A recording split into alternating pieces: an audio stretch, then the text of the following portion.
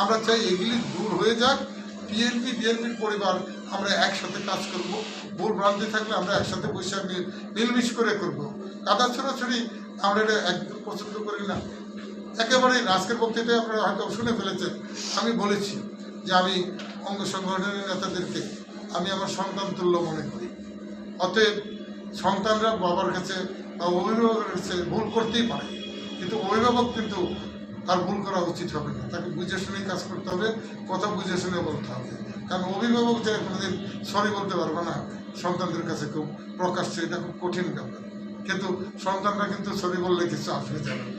অতএব মূল সংগঠনে আপনাদেরকে আমি অনুরোধ করতেছি, চ্যালেঞ্জ করছি না, আপনার দুইটা পদধারী নেতা বের করে দেন তো, যেখানে কমিটিতে আমাদের অনুমোদিত কমিটিতে বের করে দেন দুইটা বিএনপির লোক যে অন্যদিকে গিয়েছে বা আপনারা অভিযোগ করেছেন ওই অবৈধ কাজে আছে, আমরা অ্যাকশন নিই, এরকম দেখেন আপনারা। তাহলে দুইটা দল হবে কীভাবে, ধামড়ি দুইটা গ্রুপ হবে কীভাবে? এটা তো দুইটা গ্রুপ না।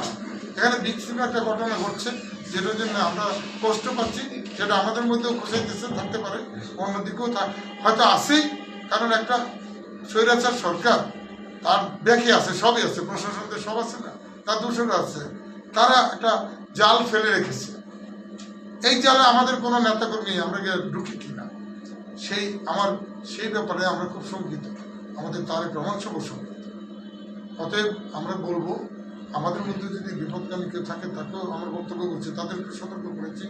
আর যদি কেউ আমাদেরকে ভুল বুঝে একটু দূরে সরে যেতে চায়, আমরা অনুরোধ করবো, আমাদেরকে ডাকুক, প্রয়োজন হলে আমরা তাদের সাথে বলবো, বসে যে আমাদের কোনো ভুল ভ্রান্তি থাকে সাংগঠনিক, আমরা এটা মেনে নিব, মেনে নিয়ে আমরা একসাথে কাজ করব। নির্বাচনে গেলে দল যাকে মনোনয়ন দেবে সে নির্বাচন করবে, এবং জনসমর্থন তো লাগবে নির্বাচনে গেলে। আমরাই যদি গ্রুপিং করে বয়ে থাকি, তাহলে ভোট আমাদের মধ্যে ভাগাভাগি হয়ে যাবে। এটা আমরা কোনো